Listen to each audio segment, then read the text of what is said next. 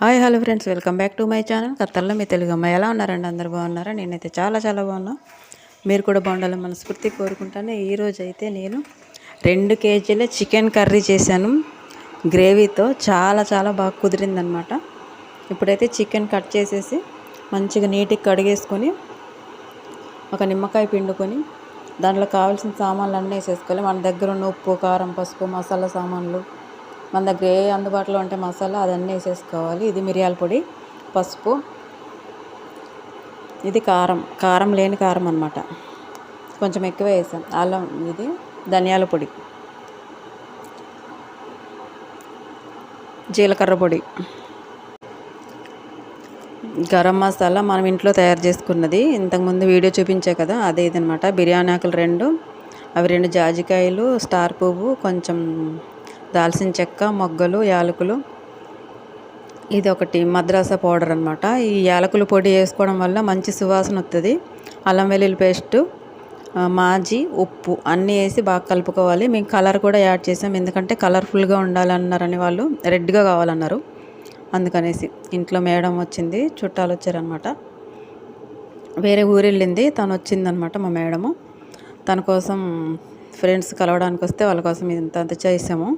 White rice, సలోనా, అదే curry, chicken curry, next సినియా బతాతస్ అన్నీ చేసామన్నమాట. కొత్తిమీర, క్యాప్సికమ్ వేసి బాగా కలుపుతున్నా. కలిపి ఒక అరగంట ఫ్రిడ్జ్లో పెట్టుకుంటే మంచిగా మగ్గుతుంది చికెన్ అనేది, చాలా బాగా వచ్చిద్ది. పెరుగులో ఇంకొన్ని వాటర్ వేసి బాగా కలుపుకోవాలి. చికెన్కి మొత్తం పట్టేలాగా కలుపుకోవాలన్నమాట. మంచిగా కలుపుకొని ముక్కకి మసాలా అంతా పట్టేలాగా బాగా కలుపుకున్న తర్వాత ఇది తీసుకెళ్ళి ఫ్రిడ్జ్లో ఒక అరగంట, గంట మనకు టైం ఉన్న దాన్ని బట్టి ఫ్రిడ్జ్లో పెట్టేసుకున్న తర్వాత ఇక్కడేమో ఉల్లిపాయ, టమాటా, జీడిపప్పు, 2 పచ్చిమిర్చి, మాజీ, కొంచెం పసుపు వేసి బాగా నూనె కొంచెం వేసి ఉడకబెట్టుకోవాలన్నమాట. ఇక్కడ ఒక ఉల్లిపాయ కట్ చేసి నూనెలో వేపుకోవాలి. మనకు కావాల్సినంత నూనె వేసుకొని ఉల్లిపాయ, కొత్తిమీర కూడా వేసాం, బాగా వేపుకోవాలన్నమాట. కొంచెం రెడ్ కలర్ వచ్చే వరకు వేపుకోవాలి. ఉల్లిపాయలు వేగిన తర్వాత ఈ చికెన్ మనం ఏదైతే ఫ్రిడ్జ్లో పెట్టుకున్నామో అది తీసి దీంట్లో వేసేసుకొని చికెన్ బాగా మగ్గిన తర్వాత మనం పేస్ట్, ఇప్పుడు ఉల్లిపాయలు అవి రెడీ చేసుకుంటున్నాం కదా, దాన్ని పేస్ట్ చేసేసి ఇందులో వేసుకోవాలన్నమాట. మనకు కావాల్సిన నీళ్ళు పోసుకొని బాగా ఉడికిన తర్వాత ఉప్పు, కారాలు అన్నీ చూసుకొని మసాలాలు అడ్జస్ట్మెంట్ చేసుకోవాలి.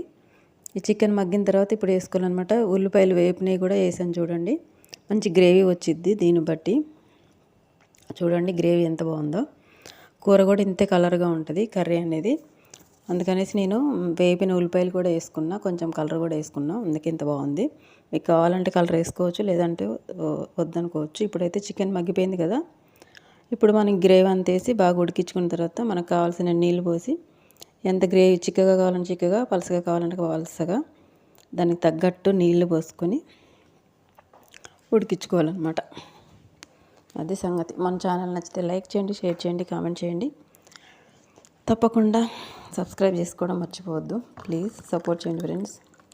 ఇప్పుడైతే మనకి చికెన్ ఉడికిపోయింది. దీని తర్వాత మనం గ్రేవీ కూడా వేసేసుకోవాలి. గ్రేవీ వేసుకుని బాగా ఉడికించుకోవాలి. మనకి పచ్చివాసన అనేది ఏమి ఉండదు, ఎందుకంటే మనం ముందుగానే ఉడికించుకున్నాం కాబట్టి పచ్చివాసన ఉండదు, నాకు తెలిసి అయితే. ఇప్పుడు చికెన్ అయితే మనకు కావాల్సిన నీళ్ళు పోసుకొని సిమ్లో పెట్టేసి ఉడికించుకోవాలి. ఈ చికెన్ కర్రీ అనేది మంచిగా ఉడికిపోతుంది. ఫ్లేవర్ కూడా సూపర్ అద్దరిపోతుంది మసాలాలతోటి, చాలా బాగుంది. వైట్ రైస్లోకి అద్దరిపోతుంది, చపాతీ, రొట్టె, ఏదైనా గారెల్లోకి అన్నిటిలోకి చాలా బాగుంటుంది.